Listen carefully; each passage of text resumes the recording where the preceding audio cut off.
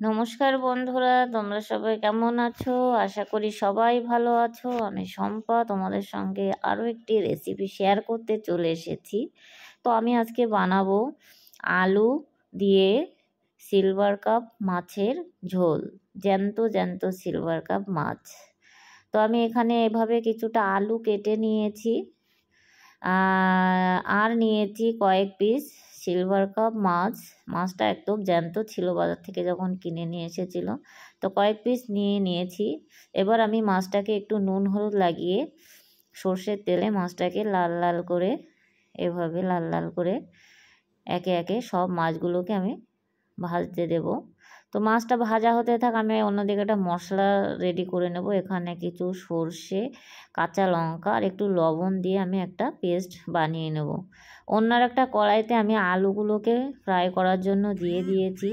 তো আমি আলুগুলোকে লাল লাল করে ফ্রাই করে নেব। এদিকে মাছ ভেজে তুলে নেওয়ার পর আমি ওই তেলের মধ্যে একটু গোটা জিরে ফোড়ন দিয়ে দেব। জিরেটা একটু ভাজা ভাজা হয়ে গেলে আমি দিয়ে দেব কুচানো পেঁয়াজ। তো কুচানো পেঁয়াজ দেওয়ার পরে পেঁয়াজটাও একটু নেড়ে চেড়ে ভালো করে ভেজে নিয়ে দিয়ে দেব কুচানো টমেটো। তো টমেটোটা আর পেঁয়াজটাকে আমি আরও কিছুক্ষণ একটু এভাবে কষিয়ে নেব।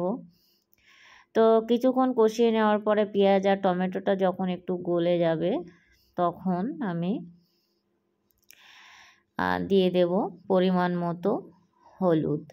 হলুদটা দেওয়ার পরে আরও কিছুক্ষণ হলুদের গন্ধটা যতক্ষণ না চলে যায় ততক্ষণ একটু নেড়ে চেড়ে আরও কিছুক্ষণ ফ্রাই করে নেব। তারপরে যে সর্ষে কাঁচা লঙ্কা দিয়ে পেস্ট বানিয়েছিলাম সেই পেস্ট আমি দিয়ে দিলাম, দিয়ে একটুখানি নেড়ে চেড়ে, বেশি নাড়বো না তাহলে তেতো হয়ে যাবে, দিয়ে জল দিয়ে দিয়েছি। আর অন্যদিকে আলু ভেজে একটু জলের মধ্যে সেদ্ধ হতে দিয়েছিলাম, সেটা ওই মশলার মধ্যে আমি দিয়ে দেব।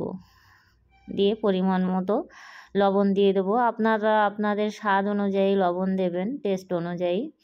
তো লবণ দিয়ে আমি ঝোলটাকে ফুটতে দেব। ফুটে গেলে দেখো মাছগুলো আমি এভাবে লাল লাল করে ভেজে রেখেছিলাম, তো ওই ঝোলের মধ্যে আমি একে একে মাছগুলোকে দিয়ে দেব। দিয়ে গ্যাসের ফ্লেমটাকে হাই ফ্লেমে রেখে আমি 10 মিনিট ঢাকা দিয়ে এটাকে আমি রান্না করে নেব। তো 10 মিনিট এভাবে রান্না করে নেওয়ার পরে দেখো আমি এখানে দিয়ে দিয়েছি একটু জিরে গুঁড়ো, দিয়ে আমি এবার নামিয়ে নেব। তো দেখো কি দারুণ কালার হয়েছে, দেখতে তো অসাধারণ হয়েছে, খেতেও দারুণ হয়, গরম ভাতের সঙ্গে একদম অসাধারণ লাগে। তো ভিডিওটি কেমন হয়েছে আমাকে প্লিজ কমেন্টে জানিও। সবাই ভালো থেকো, ধন্যবাদ।